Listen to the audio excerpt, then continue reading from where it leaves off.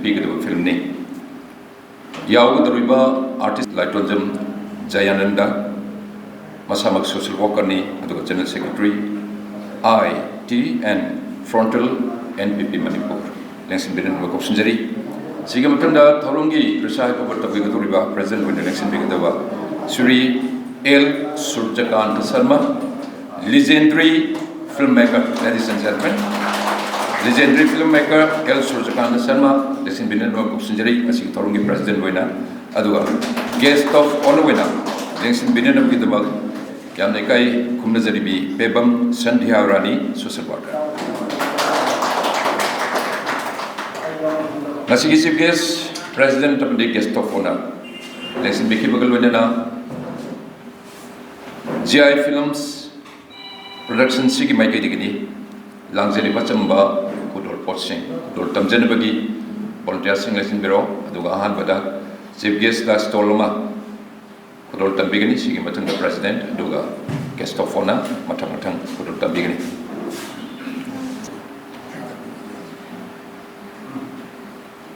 aduga nakalong sapero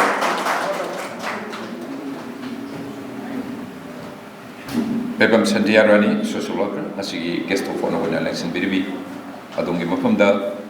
senjari bagi mai digini Kudol si kachari Nasigi yaifathouni tholungi maruena lasoni gumba chalakpa debai degi aikoi hojekre script puja tawba maruena especially script si puja tawjebani adana sigi asengba wari single sigi marumda aikoina tawgodoriba film gi masak matau lepadoriba punamaktu polopa logdana buinena ba haidana aduni maira katana asengba Taurum si pantok cari bani hari ba taurum si da amutang sangbiraga thamoi sengna script puja ta usia saru yabiu doni taurum sigi lapiri ba pai punamak taram opagi warul thambina ba welcome address pibina ba aigi nusi jarbina aduga manipuri film gi thawai pibina masama producer wena chokthadana film tawriba seng thomini osimera oxinjari for welcome address Wafum sing a sigalona, Aina Mayambu, Kui Wanga, Suyam the Vanina, I welcome address Kimarakta, Ayamba, Gurungi Maram, the Katanga Hirakomatam, the Madumatam Pinyam Yabu, or Vasimtan Kamzaki. A handbada GI Films Naputo Kadoriba, Joy Chandra presents Loktakpatki Lily, Hiriba, Film a Sigi, a Sigi, Yaifathouni Torunda, Kampak election Bidibikai Kumnazariba. Social activist, social worker, General Secretary IT and Front-End, NPP Manipur, Laimim Surjakant Sharma, legendary filmmaker, Pebam Sandhya Rani, social worker, Mahum Bahandada, Taram Lokshari Edua, Mangaling Sindiriba, Film di Maruiba, Thomi Pumnamak, actor Punamak, media Gishan Punamak, Taram Lokshari. Aduga Maruina. Ngasigi sugumba thoramasida maruina conduct obiriba aigi yamba enkaroi biriba se aikoina khong paidana kurumjari bani duga manipuri film gi damakta yamna sangna kathoktuna lai hena nungai ribadi yamba gi service matam loidore aduna amuhanna manipuri film da akanba thomi emoina sangsel ani haiba saina thajajai Sigi the Mutasu, Madukinaibedo, Mayam the Tamza, Havacheri, Yamagi Shugumatanza, no iPhone took say. A handbadaina Tamzaning was say, Masigi, Tanzas, Luxeraga, Ayama Gurung, money free film, get the Matasu, Tabalate, and what a big a Sigi the Mata, Yamna, Quiggy Tamoy, the Nungai, Bama Pause. I do a film Kumbiga Doriba, film the Ecto Bigadoriba, Pumnamata, and hygienic body, money free film. Kumbani and a Kanbigan, Manipuri film gi imung ama film gi producer oirambi nupi ama aduga film gi director oijaramba nupa amagi ningba kairaba punsi gi tangkak aduda Manipur film gi damak senja chongjariba aikoina mapuru oiba mana tawriba thabak aduda producer moina work tawrakanda ai najasanu nakoi shooting chatlu nakoina shooting chatbado ai amutang yengjage hairaga taibang pal thadokhiba haibase gilamal aikoina layoi khrabi tembi amadugi mafamda singpham thoi haiba mafamse thamjaraga ngasigi thoramsisu itembi ama yauri haidana khanbiyu haiba wafamsini aina yama gurungi mafamda thamjage na khanjaba miyamda thamjariba dudi duga hojikse sugamna Manipuri film taramanga direction piramakanda ayambana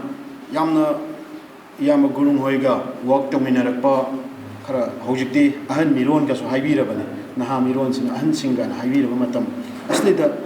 ai film to khini gaina thoma phana chong thurak pase mastai khoi puna mana support to pum to I haiba ai wafam sitang ai thamjaning dana ngasigi mayam taram no chebagi tanja silojaraga thamjabani duga film sida yawriba pangthok chaba sida hena nungaiba haijaba taragadi kanagumana yaifathouni se isai nungai tawdana namidangda chapu thama paisa thada halaga film yaifathouni dagi hawraga pa lakh mari talhongna bo honadana film du nungsiribra nungsidibra ga khangju khangdabida chapu da paisa thada halaga jagoi saraga lai ningibra ningdabra khangdabagi machat ama Manipuri film da yam sangna leirami leiri kokri adugumbadu toptho akanda yam sengna icham chamna film sida yawgadaba mi khatang thoram pangthoga ado film sibu nungsibigada chief guest state guest of honor kap yawraga yam imung manung gi oiba asengba lai khurambado nena ai thamoi de tamaina faujai mase akoi imung manung oiba asinarang oijariba ikoina faujabadu mayam da phobiyu haibadi nachade ai de tamaina khanjai kana mayam puna maksu yamna sengba achumba thamoi gi lai ningminna barina mai pakpa soidan oigani habi thajaba thamjaraga punamakpu amuka hana taram nokshari khurumjari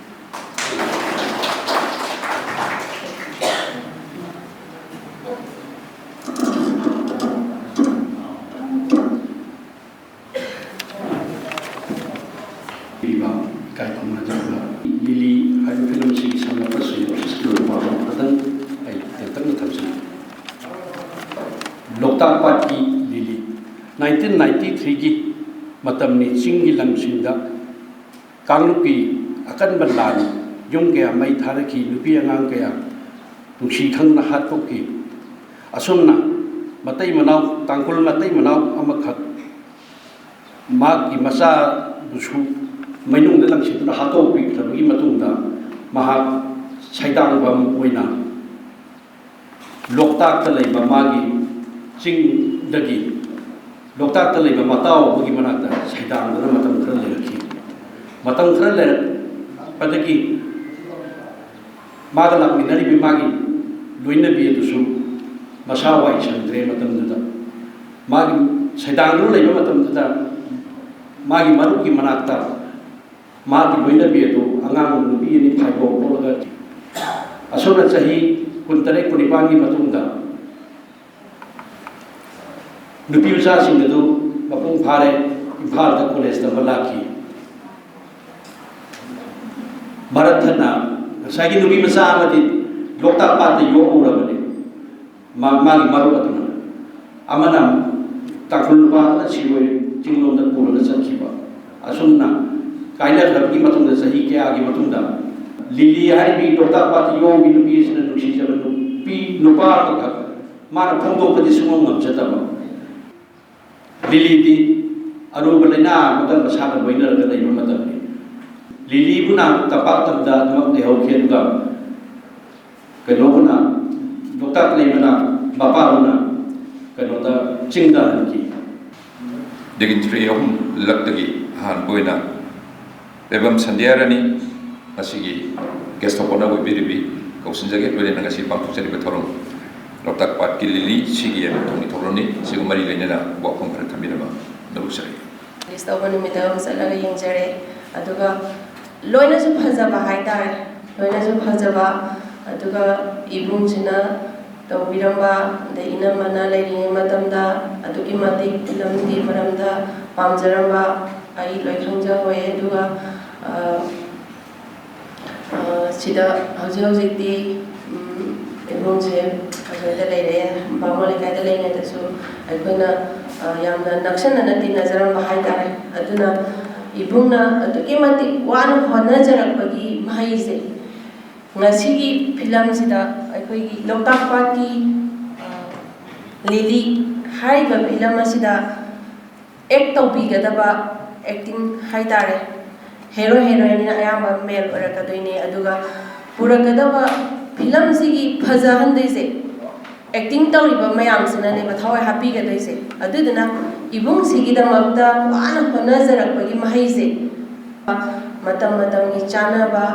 ꯑꯗꯒꯤ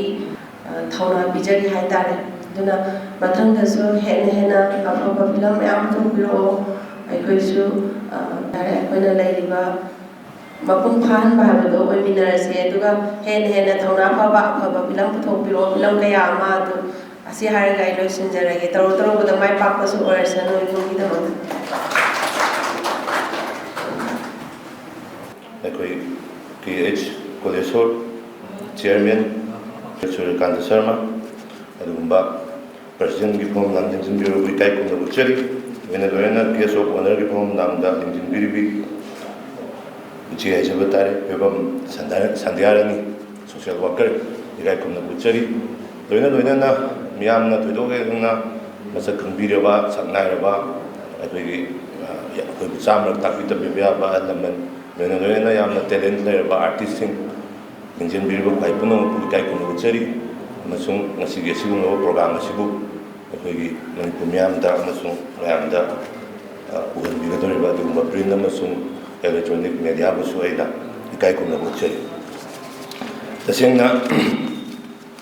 ꯉꯁꯤꯁꯤ ꯁꯤꯒꯨꯝꯕ ꯊꯧꯔꯝꯁꯤ ꯑꯩꯒꯤ ꯐꯤꯂꯝꯁꯤ ꯑꯩꯁꯨ ꯌꯥꯝ ꯄꯥꯝꯖꯅ ꯌꯦꯡꯖꯕ ꯃꯤꯑꯣꯏ ꯑꯃꯗꯤ ꯑꯣꯏ ꯑꯗꯨꯒ ꯁꯤꯒꯨꯝꯕ ꯐꯤꯂꯝꯒ ꯃꯔꯤ ꯂꯩꯅꯅ ꯌꯥꯝ ꯃꯔꯨꯑꯣꯏꯕ ꯐꯪꯁꯟꯗ ꯑꯗꯨꯁꯨ ꯆꯤꯐ ꯒꯦꯁ ꯑꯣꯏꯅꯒ ꯁꯔꯨꯛ ꯌꯥꯖꯕ ꯐꯪꯖꯕꯁꯤ ꯑꯩ ꯍꯥꯏꯅꯤꯡꯉꯥꯏ ꯂꯩꯇꯅ ꯊꯥꯒꯠꯆꯔꯤ ꯑꯗꯨꯒ ꯃꯁꯤ ꯇꯁꯦꯡꯅ ꯑꯃꯔꯣꯝꯗ ꯍꯥꯏꯔꯨꯔꯒꯗꯤ ꯑꯩ ꯃꯇꯤꯛꯇꯤ ꯆꯥꯗꯕꯅꯤ ꯑꯗꯨꯕꯨ ꯃꯤꯌꯥꯝꯒꯤꯗꯃꯛꯇ ꯚꯛꯇꯤꯅ ꯃꯤꯌꯥꯝꯒꯤ ꯁꯦꯕꯥ ꯇꯧꯖꯒꯦꯅ ꯌꯥꯝ ꯉꯟꯅ ꯔꯥꯖꯅꯤꯇꯤꯗ ꯈꯣꯡ ꯇꯥꯖꯔꯨꯔꯦ ꯑꯗꯨꯅ ꯑꯩꯒꯤꯅ ꯇꯧꯖꯕ ꯚꯛꯇꯤ ꯍꯥꯏꯕ ꯇꯥꯔꯦ ꯅꯨꯡꯁꯤꯕ ꯄ꯭ꯔꯦꯝ ꯑꯗꯨꯗ ꯑꯩꯈꯣꯏꯒꯤ ꯁ꯭ꯀ꯭ꯔꯤꯟ ꯑꯗꯒꯤ ꯁ꯭ꯇꯣꯔꯤ ꯔꯥꯏꯇꯔꯁ ꯑꯣꯏꯕꯤꯔꯤꯕ ꯑꯩꯅꯗꯤ ꯌꯥꯝꯅ ꯏꯀꯥꯏ ꯈꯨꯝꯅꯖꯕ ꯑꯩꯒꯤ ꯍꯦꯛ ꯁꯥꯒꯩꯒꯤ ꯏꯌꯥꯝꯕ ꯑꯃꯒ ꯌꯥꯝ ꯂꯨꯅ ꯑꯩꯈꯣꯏꯅ ꯄꯤꯁꯛ ꯄꯤꯛꯏꯉꯩꯗꯒꯤ ꯇꯤꯟꯅꯕꯤꯔꯛꯄ ꯑꯩꯈꯣꯏꯒꯤ ꯃꯌꯥꯝꯅꯁꯨ LC ꯔꯣꯀꯤ ꯃꯩꯇꯩ ꯍꯥꯏꯅ ꯈꯪꯅꯕ ꯃꯥꯜꯂꯦ ꯑꯩꯈꯣꯏꯅꯗꯤ ꯂꯩꯀꯥꯏꯗ ꯇꯥꯖꯒꯗꯅ ꯐꯤꯂꯝꯒꯤ मुहूर्तꯆꯕꯕꯨ ꯑꯩꯈꯣꯏꯁꯨ ꯄꯣꯠ ꯀꯥꯍꯧꯗ꯭ꯔꯁꯨ 5,000 ꯐꯥꯎꯗꯤ ꯍꯥꯞꯄ ꯌꯥꯏꯅ ꯑꯩꯁꯦ ꯈꯜꯂꯒ ꯇꯥꯖꯒ ꯂꯥꯛꯆꯕꯅꯦ ꯌꯥꯝꯅ ꯈꯪꯕ ꯍꯩꯕ ꯅꯠꯆꯗꯦ ꯇꯧꯕꯇꯕꯨ ꯑꯩ ꯃꯥꯒꯤ ꯈꯤꯇꯪ ꯉꯁꯥꯏ ꯁꯤꯅꯣꯁꯤꯁꯇꯣ ꯑꯩꯗꯨꯅ ꯇꯣꯉꯥꯟꯕ ꯀꯩꯅꯣ ꯃꯌꯥꯝ ꯑꯃꯁꯨ ꯏꯕꯤꯈ꯭ꯔꯦ ꯍꯥꯏꯕꯒꯤ ꯑꯩ ꯀꯩꯅꯣ ꯈꯪꯖꯩ ꯌꯥꯝ ꯊꯦꯡꯅ ꯈꯪꯉꯦ ꯉꯟꯅ ꯈꯪꯗꯦ ꯍꯥꯏꯕ ꯇꯥꯏ ꯑꯩꯈꯣꯏꯅꯗꯤ ꯊꯥꯅꯥ ꯑꯣꯏꯅ ꯑꯗꯨꯝ ꯎꯖꯩ ꯑꯗꯨ ꯃꯅꯨꯡꯗꯗꯤ ꯉꯁꯥꯏꯒꯤ ꯑꯥꯔꯠꯁꯦ ꯕꯥꯎꯟꯗꯔꯤ ꯂꯩꯇꯦ ꯍꯥꯏꯅ ꯍꯥꯏꯖꯕꯗꯣ ꯃꯌꯥꯝꯅ ꯍꯥꯏꯕꯤꯕꯗꯣ ꯍꯦꯛ ꯆꯨꯝꯃꯦ ꯇꯥꯖꯒꯅ ꯇꯥꯛꯑꯦꯅ ꯑꯩꯅ ꯈꯪꯕ ꯃꯇꯝꯗ ꯔꯤꯌꯦꯂꯥꯏꯁ ꯇꯧꯋꯦ ꯑꯗꯨ ꯃꯁꯤꯒꯤ ꯐꯤꯂꯝꯁꯤꯅ ꯄꯤꯅꯤꯡꯉꯤꯕ ꯅꯨꯡꯒꯤ ꯑꯣꯏꯕ ꯑꯗꯨꯒꯨꯝꯕ ꯃꯦꯁꯦꯖꯇꯣ ꯃꯅꯤꯄꯨꯔ ꯃꯤꯌꯥꯝ ꯑꯃꯁꯨꯡ ꯃꯥꯂꯦꯝꯒꯤ ꯃꯤꯌꯥꯝꯗ ꯑꯩꯈꯣꯏ ꯎꯕ ꯐꯪꯍꯟꯕ ꯍꯥꯏꯕꯁꯤ ꯑꯩ ꯇꯔꯥꯏꯕ ꯅꯠꯇꯦ ꯃꯁꯤꯗ ꯑꯗꯨꯒ ꯊꯣꯏꯗꯣꯛꯅ ꯗꯥꯎꯠꯁꯨ ꯂꯩꯇꯦ ꯃꯅꯤꯄꯨꯔꯒꯤ ꯍꯧꯖꯤꯛ ꯂꯩꯔꯤꯕ ꯑꯥꯔꯇꯤꯁꯁꯤꯡ ꯅꯧꯅ ꯃꯆꯤꯟ ꯇꯨꯡꯈꯠꯂꯛꯏꯕ ꯑꯥꯔꯇꯤꯁꯁꯤꯡꯅ ꯃꯣꯏꯒꯤ ꯂꯩꯔꯤꯕ ꯇꯦꯂꯦꯟꯠ ꯑꯃꯁꯨꯡ ꯐꯤꯜꯝ ꯃꯦꯀꯔꯁꯤꯡꯒꯤ ꯂꯩꯔꯤꯕ ꯇꯦꯂꯦꯟꯠ ꯃꯁꯤ ꯑꯩꯈꯣꯏ